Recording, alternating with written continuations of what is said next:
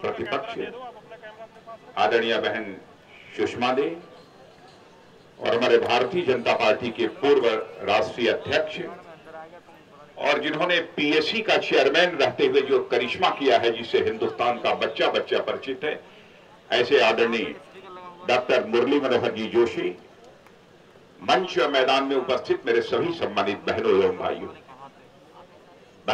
पिछली रात को जो कुछ भी हुआ है रामलीला के मैदान में,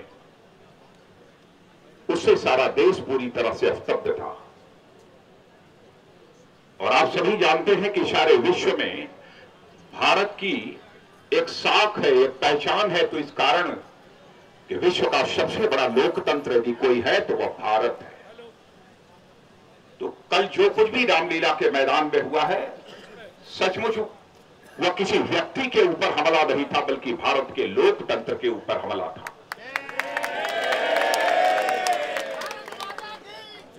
और जिस समय 16 साल, 18 साल, 21 साल के नौजवान, जब भारत परतंत्र था, अंग्रेजों की हुकूमत थी, तो अपनी जान जोखिम में डालकर भारत माता के पैरों में पड़ी दास्ता की बेड़ियों को काटने की कोशिश कर रहे थे।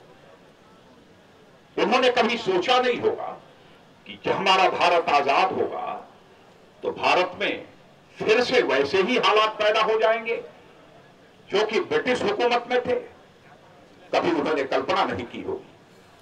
26 साल का नौजवान चंद्रशेखर आजाद इलाहाबाद के कंपनी गार्डन में अपने रिवॉल्वर की गोलियों से अंग्रेज दुश्मनों को भूनते भूनते जब रिवॉल्वर में अंतिम गोली शेष बची, तो राष्ट्रीय स्वाभिमान के धनी चंद्रशेखर आजाद को यह चिंता सताने लगी कि कहीं विदेशियों के रिवॉल्वर की विदेशी गोली हमारे जिस्म में प्रवेश कर हमारे जिस्म को नापाक न कर दे। इसलिए स्वाभिमानी चंद्रशेखर आजाद ने अपने ही रिवॉल्वर की अंतिम गोली अपने सीने में दाग लेने का काम किया था, तब जाकर यह भारत आजाद हुआ। ऐसे ही चाहे सरदार भगत सिंह रहे हो, चाहे खुदीराम बोस रहे हो,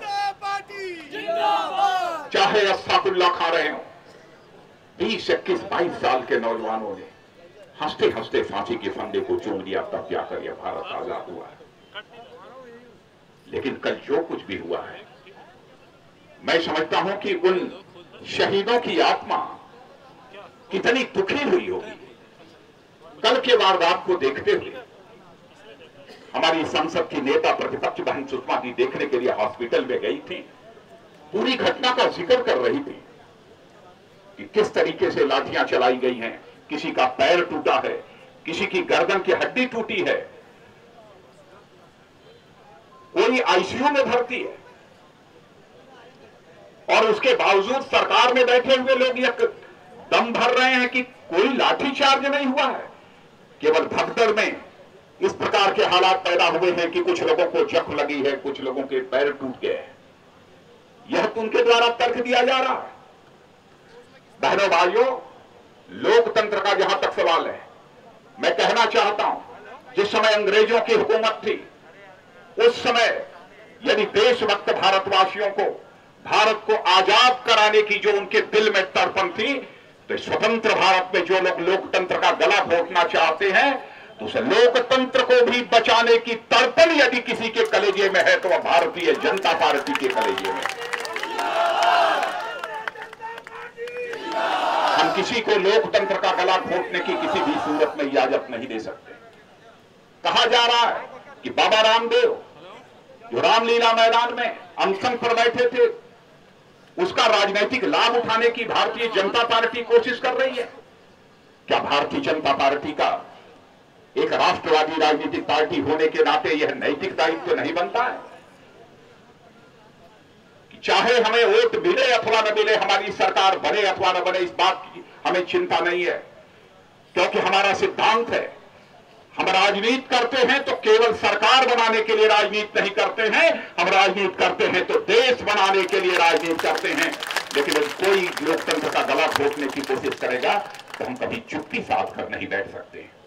बाबा रामदेव का अपराध क्या था? वो उनका यही कहना था कि यहां के गरीबों की गाढ़ी कमाई का पैसा जो बड़े बड़े लोगों ने, बड़े नेताओं ने, बड़े नौकरशाहों ने, बड़े पूंजीपतियों ने ले जाकर दुनिया के दूसरे देशों की बैंकों में जमा कर रखा है उसे भारत लाया जाना चाहिए।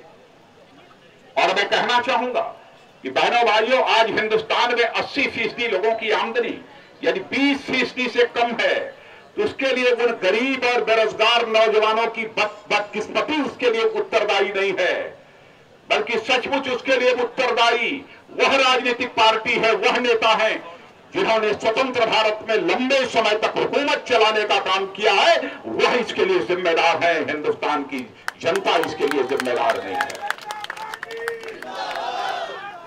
क्या बाबा रामदेव के द्वारा यह आवाज उठाना यह कोई अपराध था?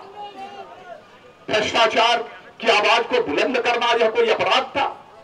और यह कहा जा रहा है बाबा रामदेव केवल योग गुरु हैं, इसलिए लोगों को केवल योग सिखाना चाहिए, उससे आगे बढ़कर उन्हें कोई राजनीति नहीं करनी चाहिए अथवा कोई दूसरा काम नहीं करना चाहिए। बाबा रामदेव कोई यह राजनीति नहीं कर रहे हैं। हम जानते हैं भारत के इतिहास को कि जब भी भारतीय समाज अथवा संस्कृति के ऊपर कोई संकट आया है तो बड़े बड़े सामाजिक नेता और सांस्कृतिक जो नेता होते हैं उन्होंने बराबर जनता का, इस देश का जो है नेतृत्व किया है। मैं लोकनायक जयप्रकाश नारायण की भी यहां पर याद दिलाना चाहता हूं। जिस समय आपातकाल इसे हिंदुस्तान पर थोपा जा रहा था, उसके पहले जब भ्रष्टाचार तेजी के साथ बढ़ रहा था तो उस समय लोकनायक जयप्रकाश नारायण ने ही इस भ्रष्टाचार के खिलाफ इस हिंदुस्तान में बिगुल फूंका था। धूल झोंकने की यह कोशिश की है, अपने अपराधों पर पर्दा डालने की यह कोशिश है, राख डालने की कोशिश उनके द्वारा की जा रही है। भ्रष्टाचार कैसे पैदा हुआ? भ्रष्टाचार हिंदुस्तान में फला फूला है तो वही सरकार इसके लिए जिम्मेदार है जिस सरकार ने लंबे समय तक इस हिंदुस्तान में हुकूमत की है। क्या व्यवस्थाओं में परिवर्तन लाकर इस भ्रष्टाचार को कम नहीं किया जा सकता था? क्यों नहीं सरकार के द्वारा कोई प्रभावी कदम उठाया गया? जब पंडित जवाहरलाल नेहरू भी भारत के प्रधानमंत्री थे उस समय भी एक भ्रष्टाचार हुआ था कृष्ण मेनन साहब का, जिससे हिंदुस्तान का बच्चा बच्चा अच्छी तरह परिचित है। हमारा तो यह कहना है कि बहनों भाइयों, सच्चा राजनेता वही है कि यदि भ्रष्टाचार का कोई आरोप लग जाए तो इस राजनीति को ठोकर मारकर वह घर बैठ जाए, बल्कि जनता को कभी चेहरा दिखाने के लिए वह न जाए। और यहां पर 2 लाख करोड़, 2.5 लाख करोड़, 3 लाख करोड़ के भ्रष्टाचार के आरोप लग रहे हैं। उसके बावजूद भी इस सरकार के मुखिया चुप्पी साधे बैठे हुए हैं, हाथ पर हाथ धरे बैठे हैं, बल्कि इस भ्रष्टाचार के खिलाफ आवाज उठाने वालों की जुबान बंद करने की उनके द्वारा कोशिश की जा रही है। कैसे भारतीय जनता पार्टी इस जुल्म को बर्दाश्त कर सकती है? 6 वर्षों तक इस हिंदुस्तान में श्रद्धेय अटल बिहारी वाजपेयी, श्रद्धेय अडवाणी जी ने भी सरकार चलाई है, एनडीए की सरकार चलाई है। भारत ही नहीं, दुनिया का कोई मां का लाल नहीं कह सकता है कि 6 वर्षों के हम लोगों के शासनकाल में एक भी भ्रष्टाचार का मामला अथवा कोई भी घोटाला प्रकाश में आया। और कांग्रेस पार्टी के एक कार्यकाल के बारे में भी कोई नहीं कह सकता है कि जिस कांग्रेस की सरकार के कार्यकाल में कोई न कोई एक बड़ा भ्रष्टाचार का मामला प्रकाश में न आया हो। लेकिन इस बार जितने मामले प्रकाश में आए हैं, मैं समझता हूं कि आजाद भारत का यह सारा अब तक का जो रिकॉर्ड था वह टूट गया। केवल भारत का ही एक नया रिकॉर्ड भ्रष्टाचार के मामले में बनाने में सफलता इस हुकूमत ने नहीं हासिल की है, बल्कि विश्व में एक नया रिकॉर्ड इस भ्रष्टाचार के मामले में बनाने का काम किया है। भारतीय जनता पार्टी का जहां तक प्रश्न है, इस ब्लैक मनी के खिलाफ, काले धन के खिलाफ सबसे पहले श्रद्धेय अडवाणी जी ने आवाज उठाई थी। और बहनों भाइयों, वही अडवाणी जी हैं कि एक बेबुनियाद और निराधार आरोप हवाला के मामले में लगा था। आरोप लगते ही अडवाणी जी ने कहा कि मैं संसद की सदस्यता से त्यागपत्र देता हूं और तब तक संसद में कदम नहीं रखूंगा जब तक कि मैं आरोप मुक्त नहीं हो जाऊंगा। ऐसे लोगों की राजनीतिक पार्टी यह भारतीय जनता पार्टी है। क्या कांग्रेस भी इस प्रकार का दावा कर सकती है कि उनके यहां भी कोई ऐसे नेता हैं जो कि आरोप लगते ही ये कहें कि जब तक आरोप मुक्त नहीं हो जाऊंगा मैं संसद में कदम नहीं रखूंगा? हाँ, एक नेता का मुझे निश्चित रूप से ध्यान आता है, हो सकता है कि 2-3 और कभी पहले रहे हों, स्वर्गीय लाल बहादुर शास्त्री के प्रति हमारे मन में बेहद इज्जत है, बेहद सम्मान है, श्रद्धा का भाव उनके प्रति है, जो चरित्र और मूल्यों की राजनीति करने वाले लोग थे।